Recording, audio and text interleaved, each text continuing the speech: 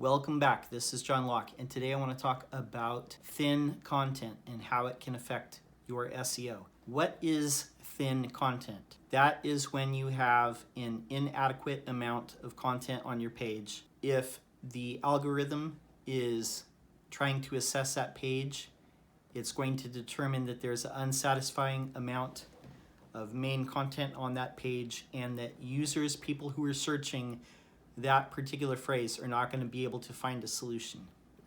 Now, some content, it might be a video and a few words, but if people find the solution that they're looking for on that page, that would not be thin content. Now, some examples that I've seen of thin pages that have been identified in Google Search Console before. One client not that long ago, they had a tag page. They were running on WordPress and they had a tag page with a single post. This page was so thin that it came back as a soft 404 warning.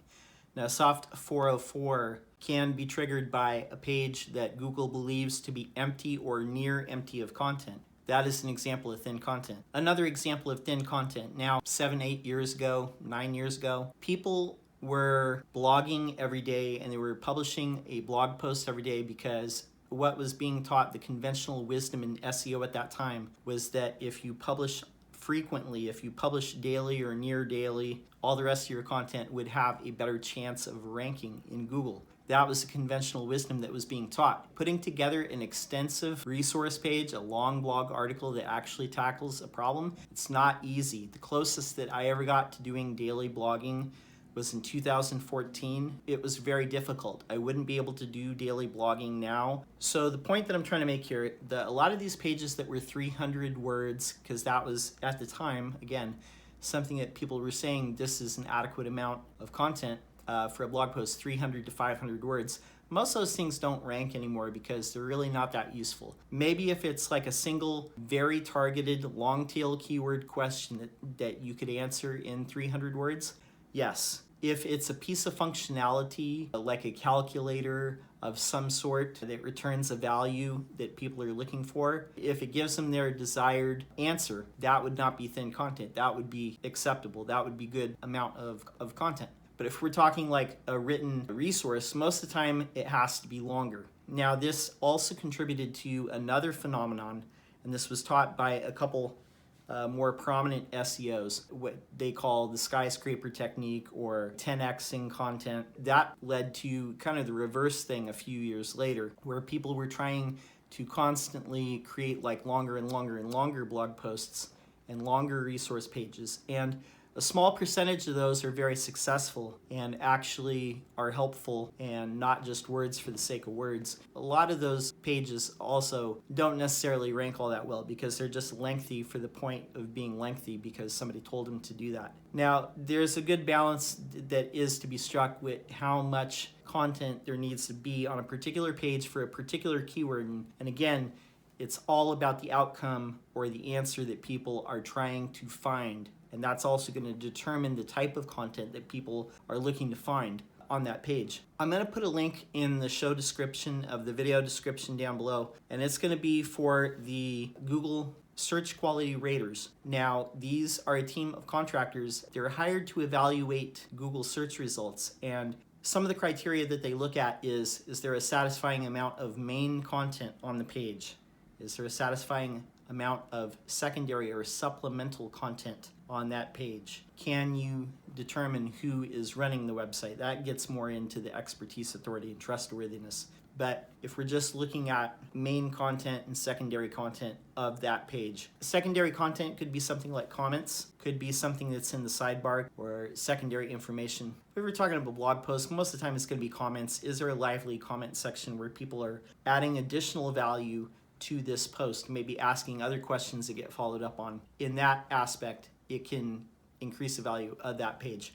Now, the main content, how do you know, or how many words or what things you should touch on? We talked about this, I talked about this in a video not that long ago. You would want to look at the average length of the top ranking pages for a particular keyword and the bullet points the subheadlines that it's hitting, the topics that it's overlooking. Now, if you hit all those things and you're not just going for the least possible amount of words, then you should be in good shape. But thin content is when you have just too little and you put minimal effort, not a lot there. Even if it's not a lot of words, if you have a video or if you have some sort of tool or functionality that gets people to the desired goal that they're trying to reach, or the desired answer that they're trying to reach, then that's usually enough. But if you don't have any of those things, then that content's going to be too thin. Now, the last thing that I want to touch on in this video is if you have a lot of pages on your site that have thin content, people have talked about this for many, many years, several years, can it affect the overall SEO of your site? I have to say that the answer to this is probably yes. You don't want to have an excessive amount of thin content pages. And the best way to do it is just basically evaluate what is the purpose of each page. And if you have a bunch of pages that are like 2 paragraphs long or something like that, that's probably a lot of thin content. And you could probably tighten those up and consolidate those into more succinct or more comprehensive pages where you can tighten it up. Maybe make those individual pages like sections of a single page, or flesh out that content a little bit better. But yeah, I would have to agree with that too many pages on your site that are thin or just short and abbreviated and don't have a lot of substance to them, that could probably hurt you.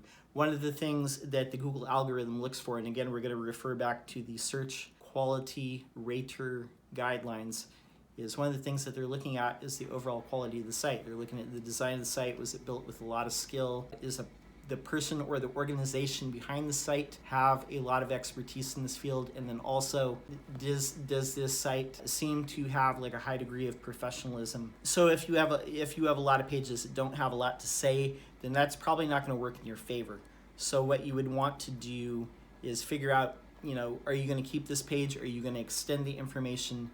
Or are you going to tighten them up and consolidate some pages? Because you don't want to have too many pages on your site where it's just not a lot of information, because that could be a sign of poor quality. And you don't want Google algorithmically lumping you in that bucket. Now, I will stress this for people that are familiar with the quality raters. They do not directly affect this. There's way too many websites out there. There's way too many web pages for Google to evaluate one by one. They would much rather take that data, put it into an algorithm, and let the machine figure it out, and let the algorithm and the machine learning figure it all out. And that's kind of what the process of these different updates that roll out every quarter are, is to kind of implement some of those improvements. One of the things that it might look at for sure is looking at the overall quality of the site, and there might be a lot of different signals. Some of the ones that I mentioned above, such as, can you tell who's behind this site?